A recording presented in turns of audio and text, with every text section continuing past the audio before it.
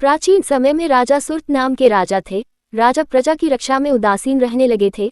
परिणाम स्वरूप दोषी राजा ने उस पर चढ़ाई कर दी। सुर्त की सेना भी शत्रु से मिल गई थी। परिणाम स्वरूप राजा सुर्त की हार हुई और वह जान बचाकर जंगल की तरफ भागा। उसी वन में समाधि नाम का एक बनिया अपनी स्त्री एवं संतान के दुर्व्यवहार के कारण निवास करता था। उसी वन में बनिया समाधि और राजा सुर्त की भेंट हुई। दोनों का परस्पर परिचय हुआ। वे दोनों घूमते हुए महर्षि मेघा के आश्रम में पहुंचे। महर्षि मेघा ने उन दोनों के आने का कारण पूछा तो वे दोनों बोले कि हम अपने सगे संबंधियों द्वारा अपमानित एवं तिरस्कृत होने पर भी हमारे हृदय में उनका मुंह बना हुआ है। इसका कारण क्या है? महर्षि मेघा ने उन्हें समझाया कि मन शक्ति के अधीन होता है और आदि शक्ति के अविद्या और विद्या दो रूप है।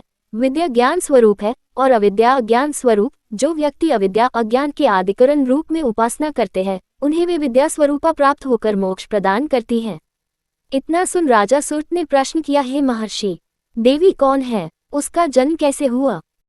महर्षि बोले, आप जिस देवी के विषय में पूछ रहे हैं वह नित्य स्वरूपा और विश्वव्यापिनी है। उसके बारे में ध्यानपूर्वक सुनो। कल्पांत के समय विष्णु भगवान क्षीर सागर में अनंत शया पर शयन कर रहे थे। तब उनके दोनों कानों से मधु और कैटब नामक दो दैत्य उत्पन्न हुए। वे दोनों विष्णु की नाभि कमल से उत्पन्न ब्रह्मा जी को मारने दौड़े। ब्रह्मा जी ने उन दोनों राक्षसों को देखकर विष्णु जी की शरण में जाने की सोची, परंतु विष्णु भगवान उस समय सो रहे थे। तब उन्होंने भगवान विष्णु को जगाने हेतु उनके नैनों में निवास करने वाली योग निद्रा की स्तुति की।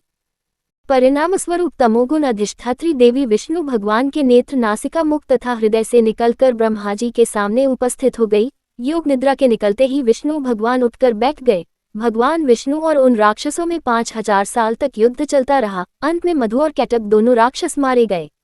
ऋषि बोले, अब ब्रह्मा जी की स्तुति से उत्पन्न महामाया देवी की वीरता तथा प्रभाव का वर्णन करता हूँ, उसे ध्यानपूर्वक सुनो। एक समय देवताओं के स्वामी इंद्र तथा दैत्यों के स्वामी महिषासुर में सैकड़ों वर्षों तक घनघोर संग्राम हुआ। इस युद्ध में देवराज इंद्र की पराजय हुई और महिषासुर इंद्रलोक का स्वामी बन बैठा। अब देवतागण ब्रह्मा के नेतृत्व में भगवान विष्णु और भगवान शंकर की शरण में गए। देवताओं की बातें सुनकर भगवान विष्णु तथा भगवान शंकर क्रोधित हुए। भगवान विष्णु के मुख तथा ब्रह्मा जी और शिवजी तथा इंद्र आदि के शरीर से एक तेजपुंज निकला, जिससे समस्त दिशाएं जलने लगी और अंत में यही तेजपुंज एक देवी के रूप में परिवर्तित हो गया। देवी ने सभी देवताओं से आयुध एवं शक्ति प्राप्त करके उच्च स्वर में अट्टहास किया, जिससे तीनों लोकों में हलचल मच गई। महिषासुर अपनी सेना लेकर इस सिंहनाद की ओर दौड़ा। उसने देखा कि देवी के प्रभाव से तीनों लोक आलोकित हो रहे हैं। महिषासुर की देवी के सामने एक भी चाल सफल नहीं हुई और वह देवी के हाथों मारा गया। आगे चलकर यही देवी शुंभ और निशुंभ राक्षसों का वध करने के लिए गौरी देवी के रूप में अवतरित हुई। इन उपरोक्त व्याख्यानों को सुनाकर मेघा ऋषि ने राजा सुर्त तथा बनिया से देवी स्तवन की विधिवत व्याख्या की। राजा और वणिक नदी पर जाकर देवी की तपस्या करने लगे। 3 वर्ष तक घोर तपस्या करने के बाद देवी ने प्रकट होकर उन्हें आशीर्वाद दिया।